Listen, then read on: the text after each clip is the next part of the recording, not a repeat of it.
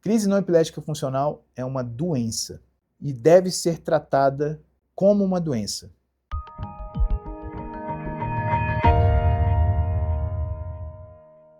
Num ambulatório que só atendem epilepsias, por exemplo, de difícil controle, 30% dos pacientes que estão ali têm um outro diagnóstico que se chamam crises funcionais, ou crises não epiléticas funcionais, ou antigamente eram conhecidas como crises não epiléticas psicogênicas. Tá, mas o que a gente tem que explicar primeiro? Bom, o que é um transtorno funcional?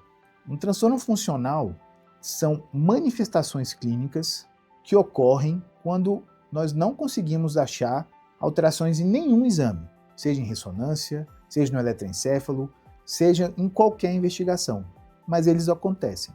Se a gente fosse fazer um comparativo, seria mais ou menos assim: eu tenho o hardware de um computador e eu tenho o software. E dentro desse software eu tenho vários programas. E um programa deu um bug e ele simplesmente não funciona. Mas existe algum problema no computador? Não. Então isso é um transtorno funcional. As crises não epiléticas funcionais muitas vezes se assemelham às crises epiléticas, mas elas têm alguns sinais e sintomas que ajudam o neurologista a diferenciá-las. Crise não epilética funcional é uma doença e deve ser tratada como uma doença. Tem um preconceito muito grande com essas manifestações, mas a gente tem que entender que uma das teorias é que elas ocorrem porque nós muitas vezes não conseguimos lidar bem com as nossas emoções. Então vamos dar um exemplo que acontece, que é muito encontrado nas crises não epiléticas funcionais. Elas são mais frequentes nas mulheres e elas têm uma grande relação com abusos.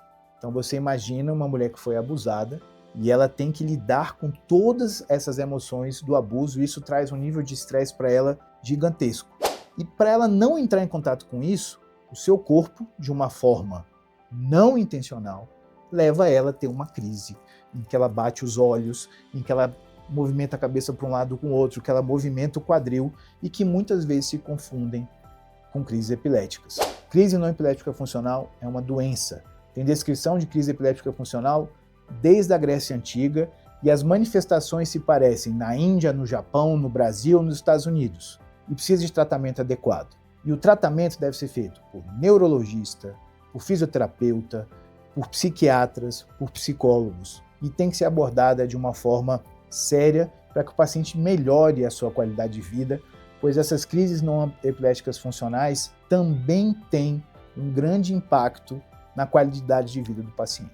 Meu nome é André Ferreira, eu sou neurologista e tento trazer nesses vídeos informações que sejam pertinentes e baseadas em evidência científica para ajudar os pacientes a tirarem suas dúvidas.